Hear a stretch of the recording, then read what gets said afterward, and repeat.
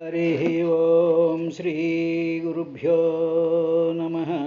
नमः क्षीराब्धिवासाय नागपर्यङ्कशायिने नमः श्रीकरसंस्पृष्टदिव्यपादाय विष्णवे नमस्ते योगनिद्राय योगान्तर्भाविताय च ताक्ष्यासनाय देवाय गोविन्दाय नमो नमः। नमः क्षीराब्धिकल्लोलस्पृष्टमत्राय सारङ्गिणे नमो अरविन्दपादाय पद्मनाभाय विष्णवे भक्तार्चितसुपादाय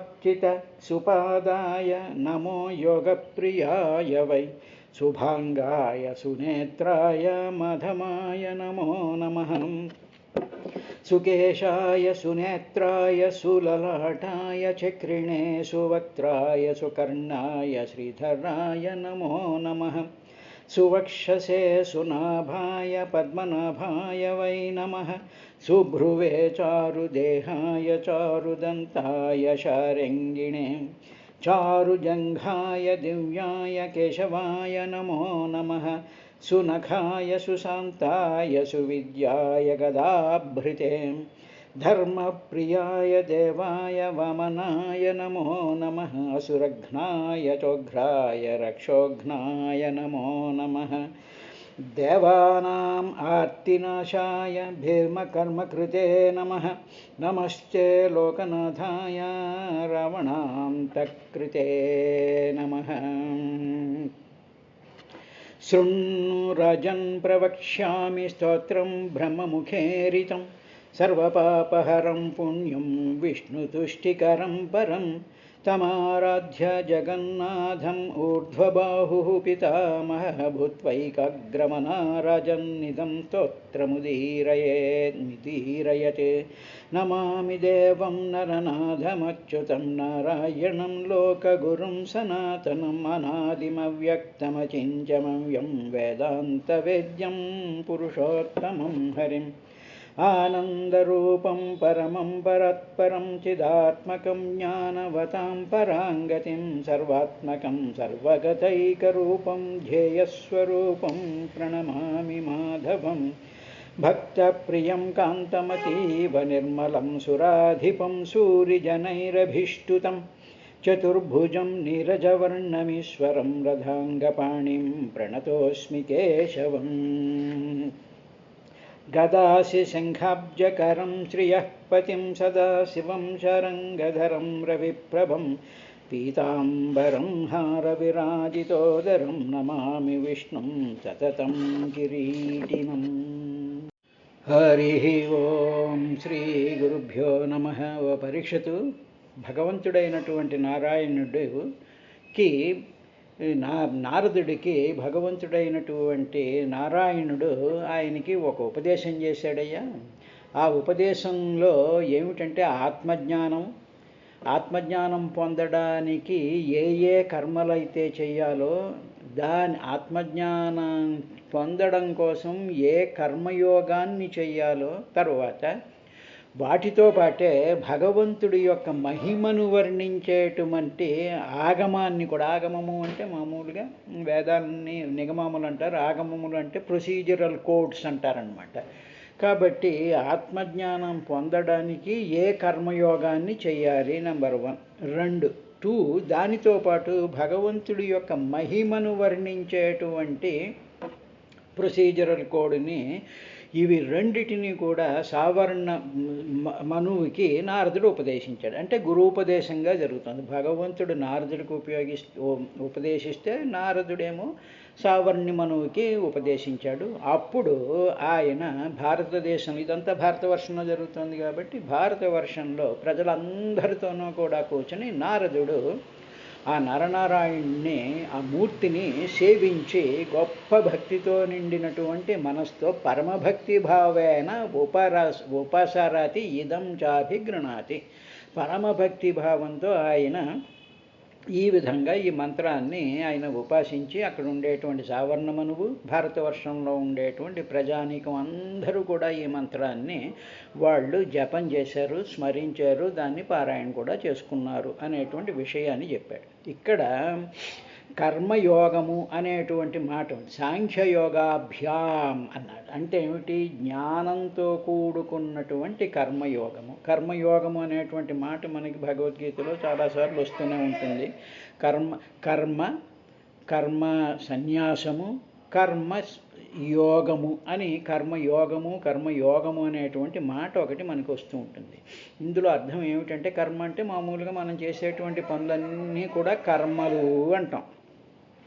ఇటువంటి కర్మలు చేస్తున్నప్పుడు మనకి ఫలితాలు వస్తూ ఉంటాయి, ఫలాలు వస్తూ ఉంటాయి. ఫలాలు వస్తూ ఉన్నప్పుడు మన మనసు ఏమైపోతుంది అంటే, ఈ కర్మ చేయడం వల్ల ఈ ఫలం వచ్చింది కాబట్టి ఈ ఫలాన్ని అనుభవిస్తే నాకు ఆనందం కలిగింది, లేకపోతే ఈ కర్మ చేయడం వల్ల దుఃఖం కలిగింది అని చెప్పి మనం సుఖ దుఃఖాలని ప్రియాలు అప్రియాలని ఈ కర్మ చేస్తే మనకి చాలా సుఖంగా ఉంది, ఆనందంగా ఉంది కాబట్టి మళ్ళీ చెయ్యాలి అనేటువంటి ఒకానొక స్థితిలోకి మన మైండ్ వెళ్ళిపోతూ ఉంటుంది. ఇప్పుడు ఇలా కాకుండా మనం ఏ కర్మ చేసినా సరే ఈ కర్మ అంతా కూడా భగవదర్పితంగా చేయడం, తరువాత ఆ ఫలాల మీద మనకి ఏ విధమైనటువంటి ఆసక్తి కానీ, ఇష్టం కానీ, కోరిక కానీ లేకుండా కర్మల్ని ఆచరించడం అనేటువంటిది కర్మయోగం అవుతుంది. అంటే భగవంతుడికి అర్పించడం కర్మయోగం అవుతుంది. కానీ మానవులందరం అలా చెయ్యం. ఉదాహరణకి ఆకలేసింది అనుకోండి, ఆకలేస్తే ఏమిటి? అన్నం తినేస్తాం. అన్నం తినేసేటప్పటికి కడుపు నిండిపోతుంది, అంతే, అక్కడితో ఆగిపోతూ ఉంటాం. ఇప్పుడు కర్మయోగం అంటే చాలా సింపుల్గా ఏమిటంటే, స్వామి ఆకలేస్తోంది, నేను అన్నం తిన్నాను, ఈ ఫలం ఉందే, ఈ సంతృప్తి ఉందే, ఈ తినడం వల్ల నాకు బలం వచ్చిందే, దానివల్ల నాకు ఓ శక్తి వచ్చిందే, దానివల్ల నేను పనులు చేసుకోగలుగుతాను, ఇవన్నీ కూడా ఆ పరమాత్మ స్వరూపంలో ఉండేటువంటి, అన్నస్వరూపంలో ఉండేటువంటి నీవు ఇచ్చినటువంటి బలమే, నీవు ఇచ్చినటువంటి శక్తే అని చెప్పి ఇదంతా మళ్ళీ నీ సేవకే నేను ఉపయోగిస్తున్నాను అని చెప్పి ఆ కర్మ చేయడం వల్ల వచ్చినటువంటి ఫలాల మీద ఆసక్తి పెట్టుకుని ఇంకా కర్మలు చేసుకుంటూ వెళ్ళడం అనేటువంటిది సంసారం అవుతుంది. అక్కడికక్కడ పరమాత్మకి సమర్పించేయడం అనేటువంటిది కర్మయోగం అవుతుంది. కాబట్టి ఈయన ఏం చేశాడు? నారద మహర్షి సాంఖ్యయోగాభ్యాం అంటే జ్ఞానయోగముతో ఆ తెలివితో, అంటే భగవంతుడికి సమర్పించాలి, ఇదంతా భగవంతుడిదే అనేటువంటి భావంతో కర్మ చేసినప్పుడు ఆ కర్మని భగవంతుడికి సమర్పించడం అనేటువంటిది ఏ విధంగా చెయ్యాలి అనేటువంటి ఆ ప్రొసీజర్ని భగవంతుడు నారదుడికి ఉపదేశించాడు. అలాగే ఆ విధంగా కర్మయోగాన్ని కానీ మనం చేసినట్లయితే అప్పుడు ఆత్మజ్ఞానం వస్తుంది అన్నాడు. సరే, ఆత్మజ్ఞానం వచ్చింది, కర్మయోగం చేసామండి అనుకుందాం. కానీ ఆ భగవంతుడి యొక్క గొప్పతనం, భగవంతుడి యొక్క మహిమ ఉంది చూసారా? భగవద్ అనుభావనోపవర్ణనం, భగవత్ అనుభావము అంటే ఏమిటి అంటే భగవంతుడి యొక్క మహిమను వర్ణించడం అన్నమాట. భగవంతుడు ఇంత గొప్పవాడు, భగవంతుడు చేయలేనటువంటి పని అంటూ ఏదీ లేదు.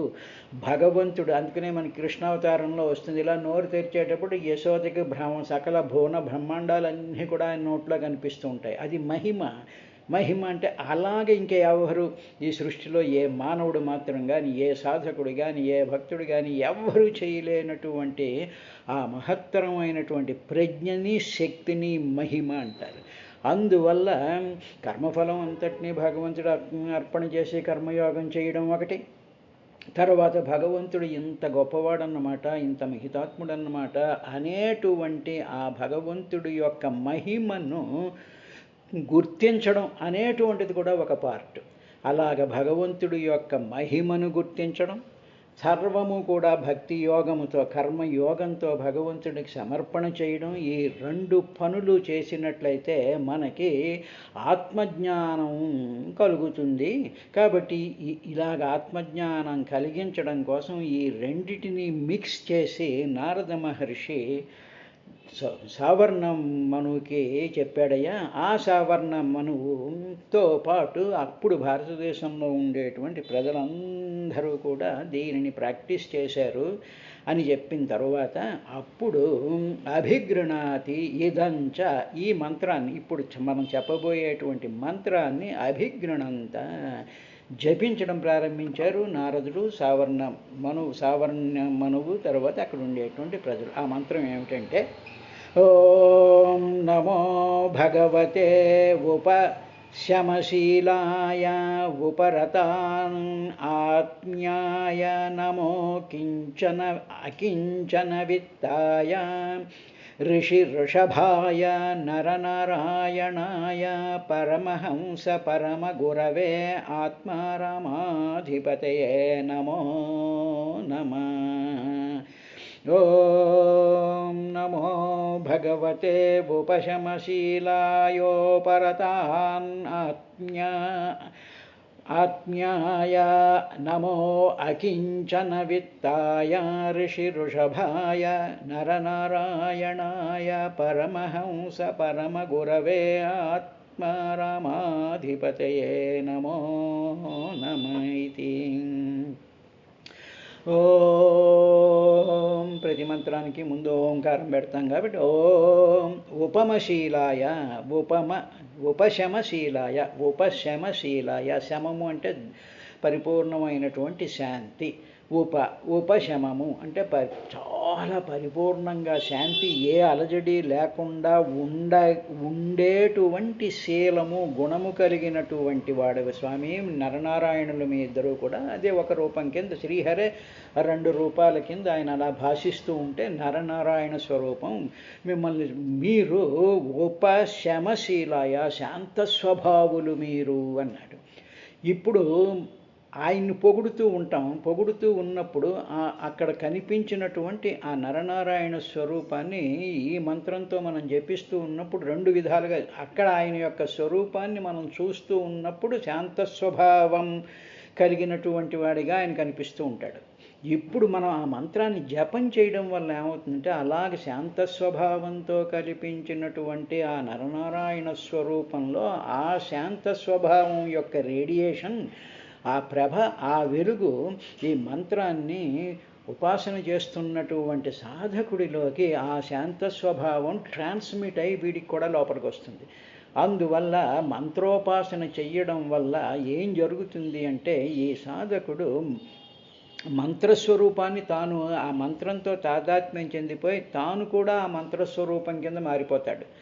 ఆ మంత్రస్వరూపం కింద మారిపోయేంత వరకు కూడా మంత్రాన్ని జపం చెయ్యాలి, ఉపాసన చెయ్యాలి అని పెద్దలు చెప్తూ ఉంటారు. ఇప్పుడు ఆ నరనారాయణుడు ఎలా ఉంటారంటే పరిపూర్ణమైనట్టి ఉపశమశీలాయ, తరువాత ఆయన భగవతే, ఓం నమో భగవతే పూజనీయమైనటువంటి ఉపశమశీలాయ ఉపరత అనాత్మ్యాయ, తర్వాత ఉపరత అంటే తొలగిపోయినటువంటి అనాత్మ్యాయ, అనాత్మలు అంటే ఏమిటి, ఆత్మ కాకుండా ఆత్మ యొక్క స్వరూపం కాకుండా వేరే విధంగా భాషించడం, వేరే విధంగా కనిపించడం అనేటువంటి వాటిని అనాత్మలు అంటారు. అంటే ఉదాహరణకి ఒక పువ్వు ఉందనుకోండి, మనకి ఎలా కనిపిస్తుంది, పువ్వులాగే కనిపిస్తూ ఉంటుంది. ఓకే, చెట్టు ఉందంటూ చెట్టులాగే కనిపిస్తుంది, సింహంలాగే కనిపిస్తుంది. ఇప్పుడు మనకి కనిపించేటువంటివన్నీ కూడా అనాత్మలు. కానీ ఆత్మ అంటే ఏమిటి అంటే ఆ సింహంలో కానీ, ఆ పులిలో కానీ, ఆ కుక్కలో కానీ, ఆ పువ్వులో కానీ, ఆ చెట్టులో కానీ, మన శరీరంలో కానీ కనిపించకుండా అవ్యక్తంగా ఉండి, ఆ అవ్యక్తంగా ఉండేటువంటిది ఇలాగ పువ్వులాగా కనిపించడం, సింహంలాగా కనిపించడం, మనిషిలాగా కనిపించడం, మనలో ఉండేటువంటి గుండె, ఊపిరితిత్తులు వీటిల్లాగా మన నెత్తి మీద జుట్టు, కళ్ళు ఇలాగ శరీరాల కింద కనిపిస్తూ ఉండేటువంటిది అనాత్మలు అంటారు. ఇది అనాత్మగా కనిపిస్తుంటుంది. కానీ ఈ అనాత్మగా కనిపించేటువంటివన్నీ ఎక్కడి నుంచి వచ్చాయంటే ఆత్మలో నుంచే వచ్చాయి. ఇప్పుడు నరనారాయణ స్వరూపాన్ని ధ్యానిస్తున్నప్పుడు ఈ నారదాది మహర్షులకి ఎలా కనిపించండి, ఉపరత అనాత్మ్యాయ తొలగిపోయినటువంటి అనాత్మస్వరూపం కింద ఉన్నావు స్వామి నువ్వు. అంటే నరనారాయణ స్వరూపం అంటే ఇంకా అనాత్మస్వరూపం కనిపించకుండా ఆత్మస్వరూపంగా కనిపించేటువంటి వాడివి నువ్వు. అలాంటి భావాన్ని నరనారాయణ ఈ మంత్రోపాసన చేయడం వల్ల మనకి అటువంటి సిద్ధి కలుగుతుంది అని మనం భావించుకోవాలి. తర్వాత అకించన విత్తాయ, అకించనులు అంటే దరిద్రులు అన్నమాట. అంటే ఏమిటి, ఏ విధమైనటువంటి ధన సంపదలు కానీ కళ్యాణాలు కానీ సుఖాలు కానీ లేనటువంటి వాళ్ళందరినీ కూడా దరిద్రులు అంటారు. అంటే దరిద్రంతో బాధపడేటువంటి వాళ్ళకి విత్తాయ, పెన్నిధిలాగా ఉన్నావు స్వామి నువ్వు అన్నాడు. ఇక్కడ నారదాది మహర్షులకి, సావర్ణ మనిషికి, మనుషులందరికీ కూడా ఏమిటి అంటే అనాత్మలు పట్టుకుంటూ ఉంటాం మనం. ఈ అనాత్మలు పట్టుకుని ఇవే మనకి దరిజేరుస్తాయి అనుకుంటూ ఉంటాం. అంటే ఏమిటన్నమాట, మనకి ఆ పరమాత్మ యొక్క భావం లేకపోవడమే దరిద్రం. కాబట్టి స్వామి నిన్ను చూస్తూ ఉన్నప్పుడు నువ్వు ఎలా కనిపిస్తున్నావంటే, మాకు ఇలాగ బాహ్య ప్రపంచం కింద కనిపిస్తూ అనాత్మగా కనిపిస్తున్నటువంటి దరిద్రం పట్టుకుంది మాకు. ఈ అనాత్మలో ఉండేటువంటి ఆత్మస్వరూపమైనటువంటి పెన్నిధివి నీవు. కాబట్టి మేము అటువంటి భావదారిద్ర్యంతో, ఆ చేతకాని తనంతో మేము ఉన్నాం, దీనులమై ఉన్నాం. అటువంటి వాళ్ళకి విత్తాయ, నువ్వు ధనస్వరూపమైనటువంటి వాడివి, పెన్నిధి లాంటి వాడివి, నిధి అని చెప్పిందా. ఋషభాయ, మహర్షులు, ఋషులు అంటే మహర్షులు అంటే అన్నిటినీ కూడా దర్శించగలిగినటువంటి శక్తి కలిగినటువంటి మహానుభావులు ఋషులు ఎన్నో వేల మంది ఉన్నారు కదా. వేదంలో దాదాపుగా 550 మంది ఋషుల యొక్క ప్రస్తావన ఉంటుంది. వేదంలో వేద రుక్కులన్నీ కూడా చెప్పినటువంటి వాళ్ళు 550 మంది ఋషులు ఉన్నారని మామూలుగా ఒక లెక్క. కాబట్టి ఇటువంటి ఋషులు అందరిలో కూడా వృషభాయ, వాళ్ళందరిలో కూడా చాలా శ్రేష్టమైనటువంటి ఋషులు స్వామి మీరిద్దరు, నరనారాయణులు ఇద్దరు ఋషులు. వాళ్ళు ఆ నరనారాయణ స్వరూపం ఒక ఏక ఋషి కింద కనిపిస్తే ఋషభాయ, ఈ ఋషులందరిలో పరమశ్రేష్ఠుడైనటువంటి అటువంటి ఋషి స్వభావం. అటువంటి వాళ్ళు మీరు ఏం చేస్తూ ఉంటారంటే, పరమహంస పరమ గురవే, పరమహంసలకే పరమ గురువు స్వరూపం స్వామి నువ్వు అన్నాడు. అంటే ఏమిటి, పరమహంస, హంస అంటే మామూలుగా చాలా శ్రేష్టమైనటువంటి జీవస్వభావం కలిగినటువంటి వాళ్ళు, నిరంతరము కూడా పరమాత్మతో లీనమైపోయి ఉండేటువంటి ఆత్మజ్ఞానుల్ని పరమహంసలు అంటారు. అటువంటి పరమహంసలకే గురువైనటువంటి వాడివి. పరమహంస పరమ గురవే, గురువైనటు ఆత్మారామ అధిపతయే. ఆత్మారాములైనటువంటి మహాత్ములు ఉంటారు. నిరంతరము కూడా తమ స్వస్వరూపంలో, తమ ఆత్మలో నిరంతరము కూడా నిమగ్నమైపోయి ఉండేటువంటి మహాత్ములకి అధీశ్వరుడు స్వామి నువ్వు. అటువంటి నరనారాయణ భగవతే నమః. అటువంటి స్వరూపం కలిగినటువంటి నరనారాయణులకి నమస్కారము అని చెప్పి నారద మహర్షి, సావర్ణ మనువు, ఆ తర్వాత భారతదేశంలో ఆ కాలంలో ఉండేటువంటి ప్రజలందరూ కూడా ఈ విధంగా ఆ నరనారాయణ స్వరూపాన్ని జపాన్ని, తర్వాత ఆ ఉపాసనని వాళ్ళందరూ చేశారు. మనం కూడా అలా చేసినట్లయితే మనకి శాంత స్వభావం కలుగుతుంది. కనిపించేటువంటి వస్తు సామగ్రిలో అనాత్మల వెనకాలుండేటువంటి ఆత్మతత్వం దొరుకుతుంది. మనకి దరిద్రాలు ఏవైతే ఉన్నాయో ఆ దరిద్రాలన్నీ కూడా పోతాయి. తర్వాత మహర్షుల్లో శ్రేష్ఠుడైనటువంటి వాడు, పరమహంసలకే పరమ గురువు అయినటువంటి ఆత్మారాములందరికీ కూడా అధీశ్వరుడైనటువంటి ఆ నరనారాయణ స్వరూపం ఈనాటికి ఉండి ఆ శాంత స్వభావాన్ని, తర్వాత ఆత్మస్వభావాన్ని, ఆ పెన్నిధిని, ఆ పరమహంసలకే గురువు అయినటువంటి ఆ గురువు యొక్క బోధల్ని కూడా నిరంతరము కూడా మన భారతదేశంలో వాళ్ళు అలాగ ప్రవహింపజేస్తూనే ఉన్నారు, ట్రాన్స్మిట్ చేస్తూనే ఉన్నారు. అటువంటి నరనారాయణ స్వరూపాన్ని మనం కూడా ధ్యానించినట్లయితే ఆ స్థితిని ఆయన అనుగ్రహిస్తే మనం కూడా ఆ స్థితికి రాగలుగుతాము అనేటువంటి భావన మనం చేసుకోవాలి. అయిన తర్వాత ఇంకా గాయతి ఇది గాయతి చేదం. ఇంకా నారద మహర్షి ఈ విధంగా కూడా ఆ నరనారాయణుని ప్రార్థిస్తూ ఉన్నాడయ్యా అని చెప్తూ, కర్తాస్య సర్గాదిషు యో న బధ్యతే నహన్యతే దేహగతోపి దైహికైః ద్రష్టుర్న దృగ్యస్య గుణైర్విదూష్యతే తస్మై నమో అసక్త వివిక్త సాక్షిణే. ఇంకా స్వామి, ఈ జగత్తు కర్త అస్య సర్గాదిషు యో న బధ్యతే. ఈ సృష్టి అంతా కూడా నువ్వే చేస్తున్నావయ్యా. ఈ సృష్టి, జగత్తు సృష్టి స్థితి లయం కూడా చేసేది భగవానుడే. కానీ ఒక గొప్పతనం ఏమిటంటే ఆయనకి కర్తృత్వం అనేటువంటి బంధం లేదు.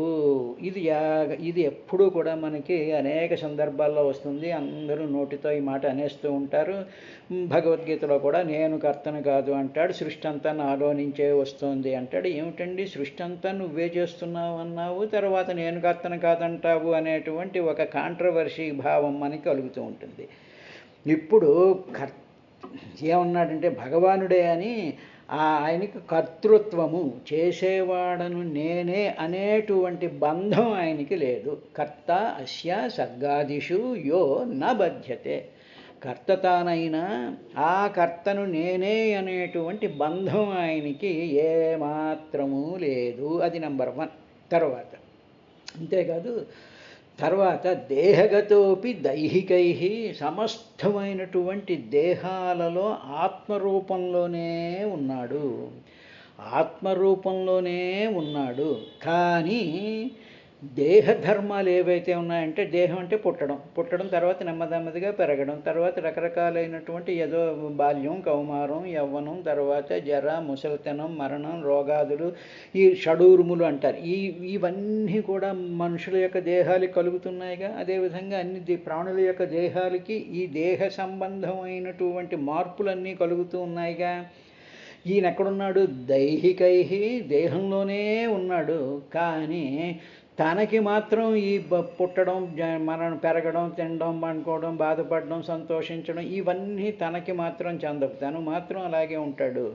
ఈ దేహం అనేటువంటి వ్యవస్థకి మాత్రమే ఇవి ఉంటూ ఉంటాయి. అంటే దేహధర్మాలైనటువంటి పుట్టుక దగ్గర నుంచి మరణం వరకు కూడా అసలు ఆయన ఏమీ పట్టనటువంటి ఒక ఆత్మ చైతన్య ప్రకాశము, ఒక నిర్గుణమైనటువంటి సత్యం, జ్ఞానం, అనంతం బ్రహ్మ, నిత్యశుద్ధ బుద్ధముక్త స్వభావం అనేటువంటి అవ్యక్తంగా సమస్తంలోనూ కూడా వ్యాపించిపోయి ఉన్నటువంటి స్వరూపుడివి ఆయన.